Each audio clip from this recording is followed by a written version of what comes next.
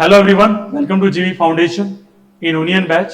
Today we are going to revise here chapter number 6 and the name of the chapter is Lines and Angles.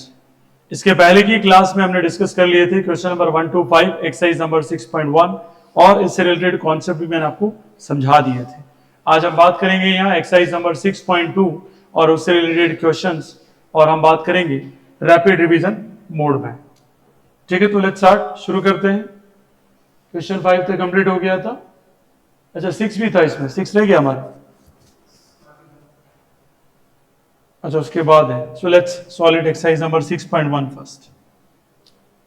Angle X Y Z कितना है? 64 degree है. X Y is produce to point P.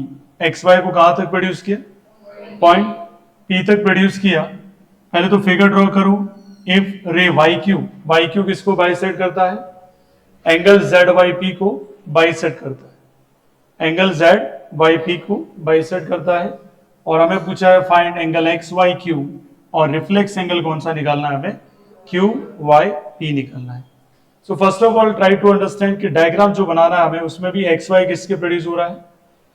तो अगर मैं यहां line draw कर लूं, let's see, ये हमारी कौन सी लाइन है? एक्स वाई लाइन है. और इसको प्रोड्यूस कहां तक करना है आपको? बोलो कहां तक प्रोड्यूस करना है? पी. अब एक्स वाई जेड बोला है, एक्स वाई जेड, ठीक है, तो वाई जेड तो ये रहा. यहां तक क्या बोल सकते हैं हम? जेड. फिर वाई क्यू किसको बाइसेक्ट कर रहा है? जेड वाई पी को बाइसेक्ट कर रहा है. तो थोड़ा सा ये एंगल यहां नहीं आएगा, इस तरीके से. ये हमारा क्या हो जाएगा? Z Y P. और वाई क्यू इसको क्या कर रहा है? बाइसेक्ट कर रहा है. वाई क्यू इसको क्या कर रहा है? बाइसेक्ट. और बाइसेक्ट का मीनिंग आपको पता होना चाहिए कि ये एंगल और ये एंगल दोनों के दोनों क्या होंगे? सेम होंगे. मीन्स अगर ये एक्स है तो ये भी क्या रहेगा? एक्स रहेगा. ठीक है. और एक्स वाई जेड मीन्स ये जो एंगल है वो कितना है अपने पास? 64 डिग्री दे रखा है. एंड वाई क्यू बाइसेक्ट भी कर गया. एंगल कौन सा चाहिए? X Y Z. X Y Z नहीं, सॉरी, एक्स वाई क्यू चाहिए हमें. क्या चाहिए? X Y Q. सो हमें जो फाइंड आउट करना है that is angle X Y Q में फाइंड आउट करना है डियर स्टूडेंट. और एज वेल एज हमें इसके साथ साथ क्या फाइंड आउट करना है? Angle Q Y P find out करना है. क्या फाइंड आउट करना है? Q Y P. यस और नो? सो एक बहुत अच्छे से समझने की जरूरत है कि पहले डायग्राम बनाए, एक्स वाई एक स्ट्रेट लाइन ड्रॉ कर लें और एक्स वाई को कहां तक प्रोड्यूस करें? पी तक प्रोड्यूस कर लें. फिर देखिए जो एंगल दे रखा है वो क्या दे रखा है? X Y Z. क्या दे रखा है? X Y Z. तो हमने एंगल एक्स वाई जेड को ड्रॉ कर लिया यहाँ. यस और नो? कितना दे रखा है? 64 डिग्री. अब आपको अच्छे से पता है यहाँ पे कि ये जो हम कॉन्सेप्ट यूज करने वाले हैं उसमें हम सीधा लिखेंगे क्या? X Y P is a straight line. कैसी लाइन है डियर स्टूडेंट? स्ट्रेट लाइन है. और अगर ये स्ट्रेट लाइन है तो डेफिनेटली हमें ये चीज समझनी जरूरी है कि we can say that 64 plus x plus कितना हो जाएगा डियर स्टूडेंट? 180 डिग्री. कितना हो जाएगा? 180. इसमें कोई डाउट है किसी को? अब देखिएगा यहाँ 64 plus 2x is equal to 180. या इससे अच्छा कि यहाँ पे 64 हटा दो. ये माइनस का क्या हो जाएगा? 64. तो 2x इज इक्वल टू कितना आ जाएगा? x इज इक्वल टू कितना आ जाएगा? 116 डिवाइड बाई 2. तो ये हो जाएगा 58 डिग्री. कितना हो जाएगा? 58. तो यहां ध्यान से देखो एक्स वाई क्यू की अगर मैं बात करूं, एक्स वाई क्यू. सो अगर एंगल एक्स वाई क्यू को हम ऑब्जर्व करें, so angle X Y Q बराबर कितना होता है? 64 plus x. According to diagram you can understand angle X Y Z कितना है? 64 प्लस एक्स. तो यहां क्या लिखेंगे डियर स्टूडेंट? 64 में x की वैल्यू कितनी है हमारे पास? 58. कितनी है डियर स्टूडेंट? 58. ये कितना हो जाएगा डियर स्टूडेंट? 112. कितना हो जाएगा? 112 डिग्री. आ गया समझ में? ही इसमें किसी को कोई भी डाउट? श्योर. इसके आगे देखिए, इसके बाद क्या पूछा है हमें? रिफ्लेक्स एंगल पूछा है. क्या पूछा है डियर स्टूडेंट? रिफ्लेक्स. और रिफ्लेक्स एंगल किसका पूछा है? क्यू वाई पी का पूछा है. Q Y P. अब देखो ये Q Y P, already we have the value of Q Y P. और यस और नो? तो रिफ्लेक्स एंगल कैसे निकालते हैं? 360 में से किसको माइनस कर दो? एंगल तो 360 में से किसको माइनस करेंगे? 58 को, क्योंकि x की वैल्यू हमने फाइंड की ऑलरेडी, कितनी है? 58। कितनी है? 58। और क्यू वाई पी किसके बराबर है? x के बराबर है, और ये भी x के बराबर है। तो आंसर कितना है? 302 डिग्री। कितना आंसर आ गया? किसका? हमने मिस्टेक की क्या? हाँ, ये सही बात है। कितना आ जाएगा डियर स्टूडेंट? 122। आ गया समझ में? ये इसमें किसी को डाउट है क्या? दोनों समझ में आ गया आपको, ऊपर और नीचे? आगे बढ़े क्या? ठीक है, तो यहां से ये एक्सरसाइज नंबर हमारा 6.1 क्या हो जाता है? एंड। अब जो हम बात करेंगे यहाँ पे वो एक्सरसाइज नंबर 6.2 के क्वेश्चंस को रिवाइज करेंगे बड़े अच्छे तरीके से, ताकि आपको हर एक पॉइंट समझ में आना शुरू हो जाए। ठीक है, अब देखिए पहला question. In figure number 6.23 A B किसके पैरेलल है? सी डी के पैरेलल है। और सी डी किसके पैरेलल है? ई एफ के पैरेलल है। और वाई और जेड का जो रेशियो दे रखा है वो कितना है? 3:7। कितना है? 3:7। एंड क्वेश्चन हमें कहा है कि find the value of x. ठीक है, तो सबसे पहले मैंने आपको समझाया भी था, कल का जो लेक्चर्स था उसमें रिवीजन मोड पे मैंने आपको समझाया था, ये तीनों लाइन को एक चौथी लाइन क्या कर रही है? इंटरसेक्ट कर रही है। मीन्स ये कैसा प्लेन बना रहे हैं? ट्रांसवर्सल। कैसा प्लेन बना रहे हैं? ट्रांसवर्सल। यहाँ कौन कौन सी प्रॉपर्टी यूज कर सकते हैं? वर्टिकल अपोजिट एंगल यूज कर सकते हैं, कॉरेस्पॉन्डिंग एंगल यूज कर सकते हैं, as well as alternate interior angle use कर सकते हैं, अल्टरनेट एक्सटीरियर एंगल वाली प्रॉपर्टी भी आप यूज कर सकते हैं इधर। तो मेरा दिमाग ये चलना चाहिए कि y और z की बात चल रही है, y और z, यस और नो? अगर y और z की बात चल रही है तो मुझे इतना आइडिया होना चाहिए, ये y है तो ये भी क्या होगा dear student? y। Are you getting my point? और यस और नो? और दोनों ही ये कैसे एंगल हो गए? Adjacent angle. कैसे हो गए? एडजेसेंट। और दो एडजेसेंट एंगल का सम कितना होता है? 180 डिग्री होता है डियर स्टूडेंट। सो यहां चीजें समझते हैं पहले। एंगल y की रियल वैल्यू के लिए हमने x को क्या कर दिया? मल्टीप्लाई। क्योंकि रेशियो एक तरीके से कैसी वैल्यू होती है? डुप्लीकेट। उसको ओरिजिनल वैल्यू में लाने के लिए कोई भी हम एक वेरिएबल कांस्टेंट दोनों के साथ क्या करते हैं? मल्टीप्लाई। क्या करते हैं? मल्टीप्लाई। तो वेरिएबल x मल्टीप्लाई कर दिया, ठीक है, या आप कह सकते हैं एक कांस्टेंट, क्योंकि फिक्स वैल्यू दोनों मल्टीप्लाई हो रही है। और ये कितना हो जाएगा डियर? 7x। क्या हो जाएगा? 7x। और यहां हम जरूर मेंशन कर सकते हैं angle y plus angle z is equal to कितना लिख सकते हैं हम? 180। क्यों डियर स्टूडेंट? क्या बोल सकते हैं इसको? ये दोनों कैसे एंगल थे? Adjacent angle. कैसे एंगल थे डियर स्टूडेंट? Adjacent angle. और सम ऑफ एडजेसेंट एंगल कितना होता है? 180 डिग्री होता है। कितना होता है? 180 डिग्री। आप ध्यान दीजिएगा इधर, angle y plus angle z, तो मैंने यहां लिखा 3x, और यहां पे क्या लिखा dear student? 7x is equal to कितना हो गया? 180। तो ये 10x बराबर कितना हो गया डियर स्टूडेंट? 180। x बराबर हो जाएगा 180 में किसको डिवाइड कर देंगे? 10 को। And this answer is, x की वैल्यू आ गई कितनी? आ गई 18 degree. What we need to find out? हमें x की वैल्यू चाहिए थी, तो x की वैल्यू हमारे पास आ गई डियर स्टूडेंट। ठीक है, अच्छा x मैंने कंसिडर कर लिया। यहाँ पे क्या पूछा है? x पूछा है, तो मान लो उसको कैपिटल X मान लेते हैं। क्या मान लेते हैं? Capital X। ठीक है, या यूं कर लो ना, इससे बढ़िया, तो इसको क्या मान लेते हैं अपन? a मान लेते हैं। क्या मान लेते हैं? इधर ये आ गया कांस्टेंट, इधर ये आ गया, तो यहां पर भी क्या आ जाएगा डियर स्टूडेंट? ठीक है, तो यहां मेंशन कर लो 3a प्लस क्या आ जाएगा? 7a इज इक्वल टू कितना आ गया? 180। तो 10a इज इक्वल टू कितना आ गया? 180। तो a बराबर कितना आ गया? 180 divided by 10 which is equal to 18 degree. कितना आ गया? ये 18 डिग्री। ठीक है, यहां तो कोई समस्या किसी को? अब मुझे x की वैल्यू चाहिए, तो मुझे डेफिनेटली पता होना चाहिए जो x की वैल्यू किसके बराबर? किसके बराबर है? z। जब मेरे पास a की वैल्यू, तो पहले मैं क्या निकालूंगा इधर? Angle z। एंगल z किसके बराबर है? 7a के बराबर है। 7 इंटू 18 करो, ये 6 आ गया, ये 5 आ गया, ये कितना आ जाएगा? 126। कितना आ जाएगा? 126 मीन 7 8 56, 5 7 5 और कितना हुआ? 12। आ गया समझ में ये? तो 126 डिग्री है। और हम कह सकते हैं एंगल x किसके बराबर है? एंगल z के बराबर है डियर स्टूडेंट। ठीक है, अब एंगल x देखो, ये पूरा का पूरा z बन रहा है, यहां से लगाकर यहां, ऑल माय डियर स्टूडेंट, ये क्या बन गया? z। तो ये जो एंगल x है वो किसके बराबर हो गया? एंगल z के बराबर हो गया, कौन सी प्रॉपर्टी से? अल्टरनेट इंटीरियर एंगल प्रॉपर्टी से। सो हम कह सकते हैं कि sir the value of angle x is 126 degree. ठीक है, सिंपल क्वेश्चन है, अडेप्टेबिलिटी होनी चाहिए, आपको कॉन्सेप्ट समझ में आने चाहिए, कैसे अल्टरनेट इंटीरियर एंगल यूज करते हैं, कैसे हम एडजस्टेड एंगल को समझ पाते हैं। यहां तक कोई समस्या किसी को? चेक भी करते रहना पीछे। ठीक है, don't trust to anyone, just trust your concept and NCERT, that is very important to be understand about it.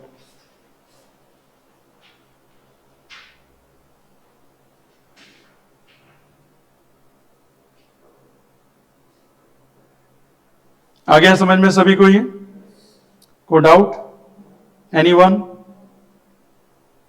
ठीक है, बढ़े आगे। ओके, तो सिंपल सा कॉन्सेप्ट हमें समझ में आ गया। सेकंड क्वेश्चन, फिगर हमें 6.24 दे रखा है। इस क्वेश्चन में हमें ए बी किसके पैरेलल दे रखा है? C D. और ई एफ किसके पैरेलल है?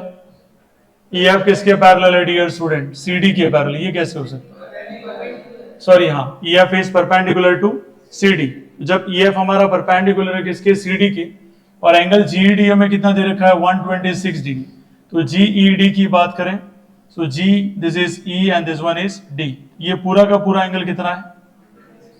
126 डिग्री है। फाइंड ए जी ई। ए जी ई, तो ये एंगल फाइंड आउट करना है हमें डियर स्टूडेंट। ये पूरा भी कितना हो गया? 126 हो गया। क्या हो गया? 126। फिर जी ई एफ बोला है, दिस इज जी ई और दिस इज एफ। तो क्या करेंगे? 126 में से 90 माइनस कर दो। अरे यस और नो? तो ये कितना आ गया?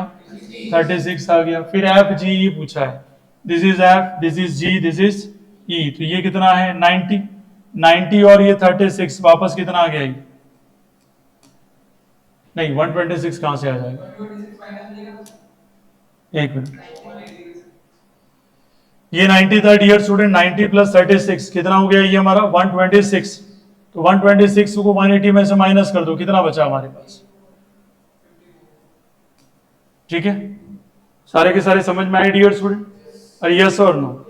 लिखने का तरीका कैसे हो ताकि अपने जो स्कूल टीचर्स हैं वो आपके कॉन्सेप्ट को समझ पाए कि आप क्या कन्वे करना चाहते हो relevant to the answer of different different questions. जैसे हम यहां कह सकते हैं कि angle GED is given, that is 126 degree, और पहला एंगल जो निकालने को बोला दैट इज एंगल एजी। ये एंगल जो एजीई है डियर स्टूडेंट, वो किसके बराबर है? बोलो, जीईडी के बराबर है। किसके बराबर है? जीईडी के बराबर है। इज इक्वल टू कितना हुआ? 126। कौन सी प्रॉपर्टी से किया हमने? Alternate interior angle. That is very important to be understand relevant to this question. इसके अलावा हमने फिर देखा जीईएफ। जीईएफ, अगर जीईएफ को फोकस करें डियर, एंगल जीईएफ को मैंने देखा, तो यहां हम कह सकते हैं एंगल कौन सा डियर स्टूडेंट? जीईडी। और जीईडी में से कितना माइनस करना है आपको? 90 डिग्री। कितना माइनस करना है? 90। तो हमने वही किया, 126 माइनस क्या कर दिया डियर स्टूडेंट? 90। तो हमारा आंसर कितना आ गया? 36 डिग्री, जो कि मैंने यहां पे समझा दिया आपको। यस और नो? इसके आगे कौन सा एंगल पूछ लिया था हमें? F G. क्या पूछा था? F G. तो यहां यूं कह सकते हैं sum of all angles in a triangle हमेशा कितना होता है? 180। या तो ये भी ले सकते हो या ये भी ले सकते हो। ए जी एफ क्या है? स्ट्रेट लाइन है। कैसी लाइन है? Straight line. तो 180 में से क्या माइनस हो जाएगा? 126। तो यहां क्या हो जाएगा डियर स्टूडेंट? 180। जैसे 180 तो बात की बात है, पहले क्या लिखते हैं? F G. क्या लिखते हैं? और प्लस में क्या आ जाएगा? 36, और प्लस में क्या आ जाएगा? 90, और which is equals to 180। Now it is F G E which is equals to 180 minus क्या आ जाएगा? And the final answer is 54। ठीक है, ये सॉल्व हो गया। इसमें कोई समस्या तो बताओ, किसी को भी किसी भी टाइप का प्रॉब्लम आ रहा है समझ में? तो सिंपल क्वेश्चन है, कहीं पर भी ये डिफिकल्ट नहीं फील हो सकता आपको, हाँ ये क्वेश्चन थोड़े से डिफिकल्ट लग रहे हैं, ऐसा कुछ भी नहीं है। That's very easy. Next question बात करते हैं डियर। फिगर दे रखा है 6.25, इंपॉर्टेंट कर देना। जितने भी स्कूल्स हैं इंटरनेशनल, इन सभी स्कूल में इस क्वेश्चन को ज्यादा रिपीट किया हुआ है। और लोकल लेवल की आपकी क्लास 9th में इसको ज्यादा से ज्यादा पूछा हुआ है। ठीक है, इस बात का जरूर ध्यान रखें। 6.25 है, जहां पी क्यू किसके पैरेलल है, एस टी के पैरेलल है, और हमें एंगल पी क्यू आर दे रखा है 110 डिग्री, और आर एस टी हमारे पास कितना है 130 डिग्री, और हमसे सीधा पूछा है कि angle Q R S find out. जब भी इस टाइप का क्वेश्चन आएगा, यहां प्रॉब्लमेटिक कंडीशन क्या होती है कि जो हमें पूछा है उससे पहले हमें क्या ड्रॉ करना है, यहाँ कंस्ट्रक्शन। सर कंस्ट्रक्शन क्यों करना है, क्योंकि पैरेलल कॉन्सेप्ट पे चल रहे हैं। हमारे कॉन्सेप्ट का नाम क्या है, तो क्या नाम है dear student, lines and angles. Lines and angles, तो दो लाइन मिलेगी पैरेलल, तभी जाके हमारा क्या होगा, एक कॉन्सेप्ट क्रिएट होगा जिसको हम सॉल्व कर सकते हैं। जैसे यहां हमें पूछा क्या है, क्यू आर एस, तो ये रहा, ये हमें फाइंड आउट करना है। पर प्रॉब्लम कहां आती है, ना कोई अल्टरनेट इंटीरियर एंगल प्रॉपर्टी लग रही है, तो करे कैसे सर। तो अल्टरनेट इंटीरियर जहां लग रही हो, देखो पी क्यू आर किसके बराबर है, क्यू आर, इसका नाम ले लो E और इसका नाम क्या दे देते हैं F, तो क्यू आर एफ के बराबर है। ये पूरा का पूरा एंगल कितना हुआ है बताओ मुझे, 110 डिग्री। अब थोड़ा और ध्यान दो, यहां देखेंगे आप टी एस आर या आर एस टी जो एंगल है वो किसके बराबर हो जाएगा, यहां कितने किसके बराबर होगा, क्यू आर ई के बराबर होगा, नहीं एस आर ई के बराबर होगा। किसके बराबर होगा, एस आर ई। मतलब यहां से लगाकर यहां तक पूरा कितना एंगल है ये, 130 डिग्री। अब मुझे बताओ 110 और 130 दोनों दो बार रिपीट हुए कि नहीं हुए, सर कैसे, यहां पे वो दो बार आ गए। बात समझ में आई डियर स्टूडेंट। अगर क्या करें फिर, क्योंकि मुझे पता है कि ये ई आर एफ एक स्ट्रेट लाइन है, कैसी लाइन है, स्ट्रेट लाइन, और स्ट्रेट लाइन का सम हमेशा कितना होगा, 180 डिग्री। कितना होगा, 180 डिग्री। अगर ये 180 डिग्री है तो हम सॉल्व कैसे करें सर, ठीक है। तो ध्यान रखिएगा जब भी ऐसा क्वेश्चन आ जाए तो यहां समझना बहुत जरूरी है, E R F is a straight line. कैसी लाइन है डियर, स्ट्रेट लाइन।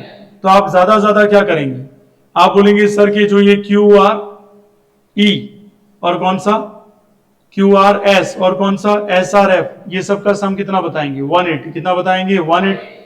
पर वो यहां अप्लाई नहीं होगा। यहां हम ये जरूर कह सकते हैं कि जो एंगल रिपीट हो रहे हैं, रिपीट एंगल कौन से, देखो ध्यान से, पहला एंगल कौन सा है, S R E, S R E, yes और नो, प्लस दूसरा एंगल कौन सा है सर, तो दूसरा एंगल कौन सा दिख रहा है आपको, ये क्यू आर एफ, कौन सा है, क्यू आर एफ, यस और नो। अब उसमें से मैं क्या माइनस कर दूं इस क्यू आर एफ में से, तो बट ऑब्वियस हम क्या माइनस कर देंगे, 180। क्या माइनस कर देंगे, 180। इससे कौन सा एंगल आएगा, हमारे पास आ जाएगा क्यू आर एस आ जाएगा। सर कैसे पता पड़ा, दो बार रिपीट हो रहा है, 130 एक पार्ट तो ये ले गया, फिर 110 भी इसी पार्ट में आ गया, तो क्यों नहीं इन दोनों को ऐड कर दे। तो ऐड किसको करेंगे, एक तो 130 को, और साथ साथ में किसको ऐड करेंगे, 110 को, और माइनस किससे कर देंगे, 180 से। टोटल मिला के कितना हुआ ये, 240 में से किसको माइनस कर दिया, कितना बचेगा, आंसर आ गया। तो यहां क्यू आर एस की जो वैल्यू आई है वो कितनी आ गई, 60 डिग्री। ठीक है, इसलिए क्वेश्चन इंपॉर्टेंट हो जाता है कि बच्चों को ये पता ही नहीं चलता है कि यहाँ 130 इस एरिया को दो बार कवर, इस 130 एक बार कवर किया, 110 भी इस एरिया को कवर कर रहा है। बताओ दोनों एंगल मिलके किससे ज्यादा हो जाएंगे, 180 से। किससे ज्यादा हो जाएंगे, 180 से। और अगर मैं यही करूं कि इन दोनों का सम करके 180 से क्यों माइनस करो, ताकि एक एरिया बच जाए, एक जो आर्क कवर किया है वो बच जाएगा, यस और नो। और वही मुझे किसका आंसर दे जाएगा, क्यू आर एस का। किसका आंसर देके जाएगा, क्यू आर एस। आ गया समझ में, कोई डाउट किसी को, इसके आने के चांसेस ज्यादा है, तो कमांड आपकी बहुत अच्छे से होनी चाहिए ऐसे क्वेश्चंस के ऊपर। नेक्स्ट फिगर 6.26 दे रखा है, जिसमें बोला है कि ए बी जो है वो किसके पैरेलल है, सी डी के पैरेलल है, और एंगल ए पी क्यू कितना डिग्री है आपका, 50 डिग्री है, और एंगल पी आर डी कितना है आपका, 7 डिग्री है। फाइंड करिए एक्स और वाई। डायरेक्ट ही हो सकता है ये क्वेश्चन, क्योंकि देखिए अगर मैं एक्स फाइंड आउट करूंगा तो सीधा आप कहेंगे सर कौन सा, 50 डिग्री है। कितना डिग्री है ये, 50। सर कैसे 50 degree, you can just see that यहां से यहां तक ये पूरा का पूरा क्या बन रहा है, जेड। क्या बन रहा है डियर स्टूडेंट, जेड। इसमें कोई डाउट किसी को, श्योर। इसके अलावा अगर फिर आप कहेंगे सर वाई फाइंड आउट करिए, तो मैं सीधा कहूंगा, ठीक है ध्यान रखना ये वाला, अब देखो ये कितना है 127 है, कितना है 127, यहां से लगाकर यहां तक, ये यहां तक ये, तो ये पूरा क्या बन रहा हो ध्यान से देखो डियर, ये पूरा का पूरा एंगल यहां से यहां तक, ये पूरा एंगल कितना है 127, और 127 में से 50 माइनस कर दो तो कौन आ जाएगा, z आ जाएगा, कौन आ जाएगा, बात समझ में आई डियर स्टूडेंट, ये तो 50 निकाल चुके, अब 127 में से 50 निकालो, कितना बचा डियर 77, चेक कर लो पीछे, इसको सॉल्व करने की मेरे हिसाब से तो जरूरत नहीं है, क्योंकि बहुत इजी लेवल का क्वेश्चन है और कोई डिफिकल्ट लेवल का क्वेश्चन नहीं है। बात समझ में आ गई, कोई डाउट है किसी को उसमें? और ऐसे क्वेश्चन आते हैं उसके बाद भी अगर हमसे नहीं होता है तो यार सोचना पड़ेगा, है ना, क्योंकि मैं हर एक चैप्टर लेके चलूंगा, जैसे चैप्टर 6 हो गया फिर आप बोलेंगे कौन सा करना था, उसी को करेंगे, उसके अलावा किसी और को नहीं करेंगे, ठीक है, बाकी करने पूरे ही हमें रिवीजन मोड में। फिगर नंबर 6.27 है, पी क्यू और R S are two mirror, ठीक है, तो दो मिरर है डियर स्टूडेंट, यहां तो क्या लगेगा, यहां नॉर्मल रे, और यहां पे भी क्या ड्रॉ करेंगे, नॉर्मल रे। अगर मैं यहाँ एंगल 1 और एंगल किसकी बात करता हूं 2, यहाँ एंगल 3 और किसकी बात करता हूं एंगल 4, और यस और नो, तो मुझे बताओ एंगल 1 किसके बराबर है और एंगल 3 किसके बराबर है 4, इनका सम एक दूसरे के क्या हो जाएगा, बराबर, तो फाइनली ये जो लाइन है ये भी किसके पैरेलल हो जाएगी, सी डी। क्लियर हो गया? तो ऐसा कोई दमखम वाला क्वेश्चन नहीं है जिसमें इतना दिमाग लगा, खाली साइंस आनी चाहिए, और क्या आना चाहिए आपको, लॉ ऑफ रिफ्लेक्शन, क्या आना चाहिए, और लॉ ऑफ रिफ्लेक्शन क्या कहता है, angle of incidence is always equals to angle of reflection, तो एंगल आई मींस 1 हुआ, एंगल आर मींस क्या हुआ 2 हुआ, कंस्ट्रक्शन क्या किया हमने, नॉर्मल रे पास करवाई, किससे पास करवाई, बी, और यहाँ जो भी पॉइंट का नाम दे दो, ये क्या हो जाएगा सी, यस और नो, और इससे लॉ ऑफ रिफ्लेक्शन लगा, 1 किसके बराबर है 2, 3 किसके बराबर है 4, और यस और नो, जब ऐसा है तो डेफिनेटली इन दोनों का सम किसके बराबर, इसके बराबर, और यस और नो, आ गया समझ में ये। जब हम नॉर्मल प्लेन ड्रॉ करेंगे यहाँ पे और यहाँ पे, तो मुझे बताओ ये पूरी प्लेन है, इन दोनों के बीच में ये क्या बनाएगा, ट्रांसवर्सल, तो 2 एंगल किसके बराबर हो जाएगा 3, जब एंगल 2 3 के बराबर तो 1 किसके बराबर हो जाएगा 4, और दोनों का सम एक दूसरे की क्या हो जाएगा इक्वल, तो इसे कौन सी प्रॉपर्टी बोलेंगे, अल्टरनेट इंटीरियर एंगल। अगर ये अल्टरनेट इंटीरियर एंगल को ओबे कर रहा है तो डेफिनेटली मैं कह सकता हूं ए बी का कंपलसरी किससे पैरेलल होना, सी डी से पैरेलल होना कंपल्सन है, यस और नो, बात समझ में आई, कोई डाउट किसी को इसमें, कि वापस रिपीट करूं, सभी को आ गया, श्योर, ठीक है, तो ये हमारा जो रिवीजन था किसका, चैप्टर नंबर 6, वो लगभग क्या हो चुका, कंप्लीट हो गया है, इसमें किसी को डाउट है, ठीक है, इसके बाद कौन सा चैप्टर आप लेना चाहेंगे, बोलिए, चैप्टर 4, चैप्टर 4 इसके बाद हम डिस्कस करेंगे, ठीक है, so okay, class is over, thank you so much, मिलते हैं नेक्स्ट क्लास में नए चैप्टर के साथ, as per your demand, chapter number 4, आपका दिन शुभ रहे।